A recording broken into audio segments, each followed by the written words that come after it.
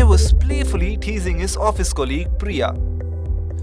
Ugh, why are you using such an old phone? Why don't you buy a new phone? To which Priya replies, Boss, I'm happy with this phone and I have no interest to buy a new phone. Then their colleague Sanjeev interjected, Hey, don't take her lightly. She comes loaded. However, she invests a huge chunk of money into dozens of mutual funds.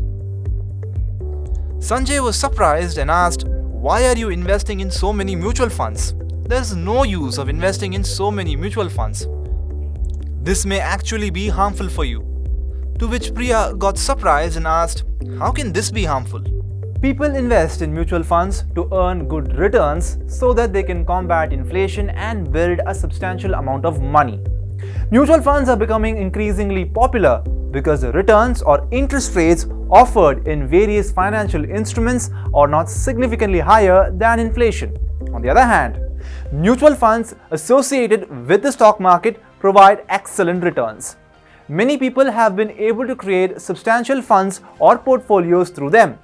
The trust in mutual funds has increased to such an extent that some people blindly invest in them without hesitation, and several schemes are included in many people's portfolios. Financial experts believe that it is not a good practice. It has several disadvantages and it is not advisable to have too many schemes in anyone's portfolio. Now you might wonder how having too many funds can be detrimental.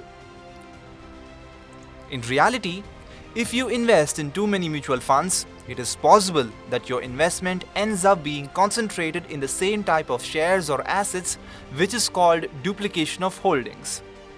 This is because multiple funds can invest in the same type of assets. For example, if you have invested in 4 schemes and all 4 have invested in the same share index that provides a 10% return, then even if you distribute your money across the 4 schemes, you will still receive an average return of 10%.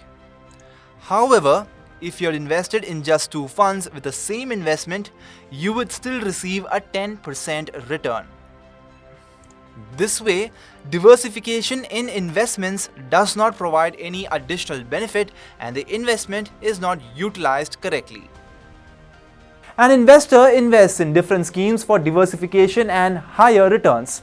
Diversification is necessary to reduce risk. However, financial experts argue that over-diversification, which means excessive diversification beyond necessity, can potentially lower the expected returns of your investment portfolio. The problem arises when there are too many funds of the same nature and objective, as some funds perform well while others underperform. The profit of the portfolio gets diluted in comparison to the funds with lower returns, making it challenging to achieve good overall returns in the entire portfolio. Monitoring such portfolios also becomes difficult. Having a large number of funds, especially with assets that perform poorly, makes it time-consuming to evaluate the performance of such portfolios, and it becomes a challenging task. Having too many mutual funds in your portfolio may not necessarily improve your returns. In fact, it can potentially lower your returns and sometimes even yield lower returns than inflation. Now, you might be wondering how many schemes or funds should be considered ideal. The answer is that there is no fixed number of funds that you should have or shouldn't have. It should be a reasonable number. There is no need for excessive number of schemes. Even investing in a few mutual funds can increase the diversification of your portfolio, which can improve risk management and help you create wealth effectively. According to experts, ideally, any portfolio should have around 8 to 9 schemes.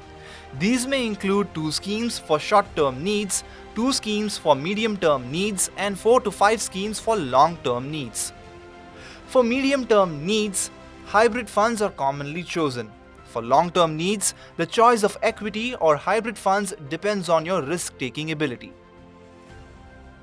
So we always recommend our customers that you should have minimum of at least 7 to 8 funds in the portfolio. And these 7 to 8 funds that you select in your portfolio should be in line with your investment objective and your risk profile. right? There is a term called as the diversification, which we advise our customer that your portfolio should be well diversified.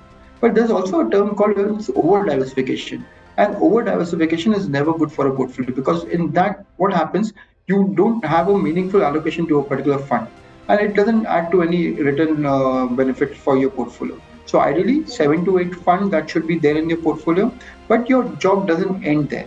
Whenever you make a portfolio of 7 to 8 funds, what you should always do is you should have that portfolio reviewed by your advisor.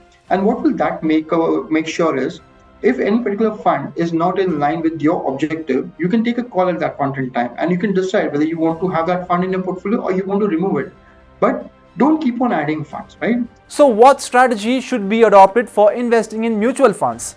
The most important strategy is goal-based investing. Determine the appropriate investment approach for each of your goals and set a time limit to achieve those goals. This is crucial for effective money management. By following a goal-based investment approach, you can select some good funds from the vast universe of mutual funds and achieve your financial objectives. Based on your goals and time horizon, explore various investment options such as equity funds, index funds, and ETFs. Investing in select funds like these will enrich your portfolio. It will be better than investing in multiple funds that are similar in nature. Mutual fund investments are normally what we have suggested is a long-term investment. The more time that you spend in the market is the more higher probability of you making a better return. So when I say that, return is a function of the risk that you take, right? But however, when you create a portfolio, the portfolio and the fund that you select should be in line with your risk profile. Your risk profile and my risk profile will be very different, right? So you need to first understand what is your risk profile and how much risk can you take.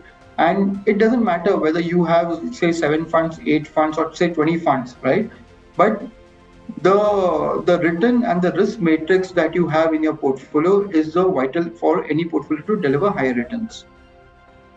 If you're new to the world of investing and want to play it safe, create a perfect combination of funds that provide you with a sense of security and a healthy balance. Consider your risk tolerance, financial goals, and whether you prefer passive or active management. Based on this information, choose your options. Hemant Rustagi, the CEO of Wise Invest, suggests that the problem of investing in too many mutual funds can be resolved by following a goal-based investment strategy. When you adopt a goal-based approach in mutual funds, monitoring the funds becomes easier. For example, if someone is a conservative investor who wants to build good wealth in the long term without excessive risk and volatility, they should invest in large-cap mutual funds. If an investor wants to take a moderate level of risk, they can choose flexi-cap funds. If they want to invest a small amount, 1 or 2 schemes are sufficient. When investing in mutual funds, keep the following in mind. First, you need to create a goal-oriented investment strategy based on your financial objectives and goals. When it comes to choosing among multiple funds, evaluate your comfort zone for taking risks. If you don't understand a new fund, don't invest in its NFO without careful consideration. Compare the performance of a fund with other funds in the same category. Ensure that the various schemes you have invested in do not have significant share overlaps. If there are different types of shares in different schemes, your returns could be better. If your portfolio is over-diversified with too many schemes, it is advisable to seek the help of a financial planner to understand what strategy you should adopt based on your goals and risk-taking capacity. So you must have understood that there is no fixed criterion for the number of schemes in your portfolio. It should be based on your priorities and financial goals. You should keep only as many funds in your portfolio as you are confident that you can monitor them. Make sure that the allocation of your assets align with your investment objectives. For example, if you have 10 to 20 different types of funds, you need to consistently monitor the fluctuation in their investment value. If you have limited time, it is easier for you to monitor fewer funds and still achieve better returns. So, with a clear investment horizon, low costs, and the assistance of a strong and stable fund house, create a strong long-term portfolio. If you are experiencing losses in a fund, it is better to stop the losses and invest in another better scheme. To avoid over-diversification or excessive reliance on mutual fund schemes, the best strategy is to seek the help of a reputable financial advisor. A financial advisor can provide appropriate advice on diversification based on your goals and risk-taking ability.